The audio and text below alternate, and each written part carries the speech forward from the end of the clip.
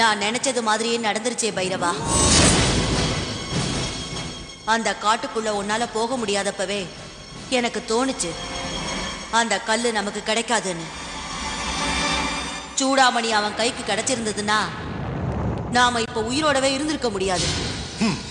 அந்த சூடாமணி நமக்கு கிடைக்காதுன்னா சாத்தானுக்கும் அது கிடைக்காம இருக்கிற வழிய நாம கண்டுபிடிக்கணும். ஒண்ணு சூடாமணி இல்லன்னா சாத்தான், ரெண்டுல ஒண்ணு அடைஞ்சே தீரணும். சூடாமணி நேரடியா நம்ம கைக்கு கிடைக்கிறதுக்கு குட்டி சாத்தான் விடமாட்டான். வேற என்னதான் வழி? அவனுக்கும் அந்த சூடாமணி கிடைக்க கூடாது. அந்த சின்ன பசங்களால மட்டும்தான் சாத்தானுக்கு அந்த கல்லை எடுத்து கொடுக்க முடியுங்கிறது தான் விதி.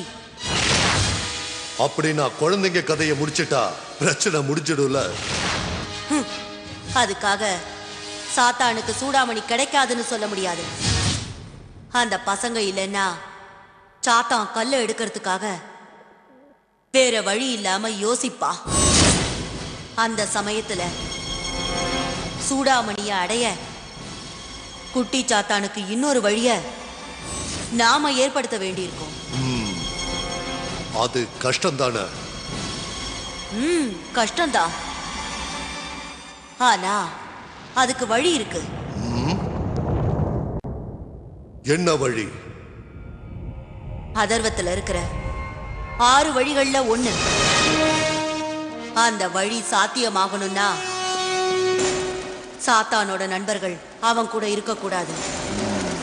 அவங்கள தனித்தனியா பிரிக்கவும் முடியாது. அப்ப ஒரு வழிதான் இருக்கு. சாத்தானோட கண்ணை மறைச்சு அந்த குழந்தைகளை தந்திரமா தீர்த்து கட்ட வேண்டியதுதான்.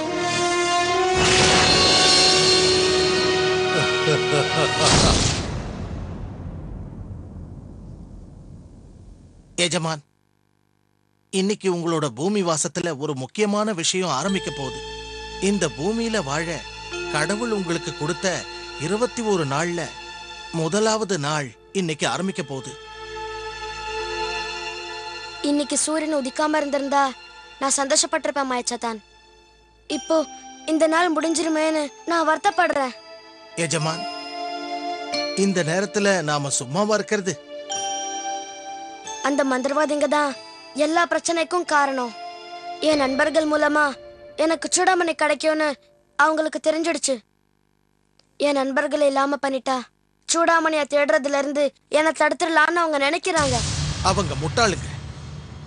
நீங்க பூமியில இருக்கிற வரைக்கும் உங்க நண்பர்களை ஒன்னும் பண்ண முடியாதுன்னு அவங்களுக்கு தெரியாதா?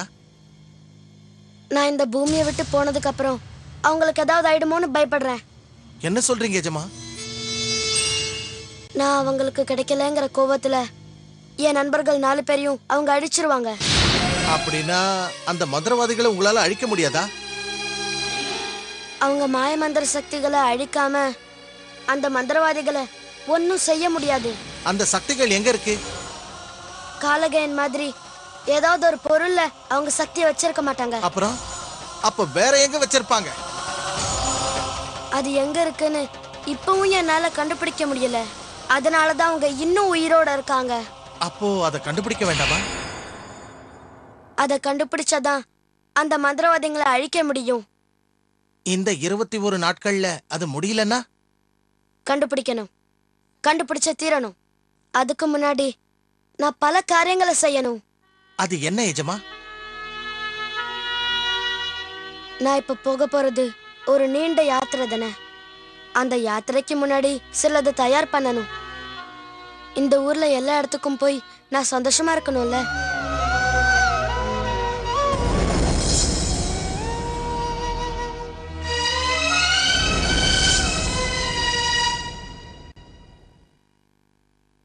இந்த அப்ளிகேஷன்ல கையெழுத்து போட முடியாதுன்னு நான் அன்னைக்கே சொன்னேன்ல.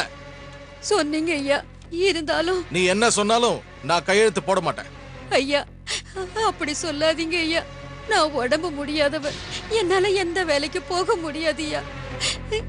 என் குழந்தைங்கள வளர்க்க எனக்கு வேற வழி இல்லையா. வேற வழி இல்லனா பிச்சை எடு. எத்தனையோ பேர் பிச்சை எடுத்து பணம் சம்பாதிக்கிறாங்க. ஐயா, எனக்கு இந்த பென்ஷன் கிடைச்சதுன்னா இத வச்சு நாங்க பொழைச்சுக்குவோம் ஐயா. ஐயா நீங்க ஒரு கையெழுத்து போட்டு கொடுத்தா போதும். நான் கையெழுத்து போடணும்னா என்ன கொடுக்கணும்னு அன்னைக்கே சொன்னேன்ல. ஐயோ 5000 ரூபாய் பணம் அது இருக்கா உங்ககிட்ட? இருந்தா கையெழுத்து போடுவாரு. 5000 ரூபாய்க்கு வழி இருந்தா நான் எதுக்குங்க ஐயா முன்னால பென்ஷனுக்காக வந்து நிக்க போறேன்? அப்படின்னா வசதி இருக்கும் போது வா. டேய் போ சொல்றா, அடுத்த ஆள வர சொல்ல. ஐயா ஐயா ஐயா நீங்க அப்படி சொல்லாதீங்க ஐயா. டேய் வெளிய அனுப்புன்னு சொல்றல. ஐயா நீங்க கொஞ்சம் சொல்லுங்க. காலங்காத்தால வந்து ஒப்பாரி ஐயா வச்சிட்டு. ஐயா போமா, சொல்லுங்க போமா. ஐயா. ஐயா வெளில போ. கையெழுத்து போட சொல்லுங்க ஐயா. போங்க சொல்றல. ஹலோ குட்டி சாத்தான், ஒரு சிறிய இடைவேளைக்கு பின் தொடரும்.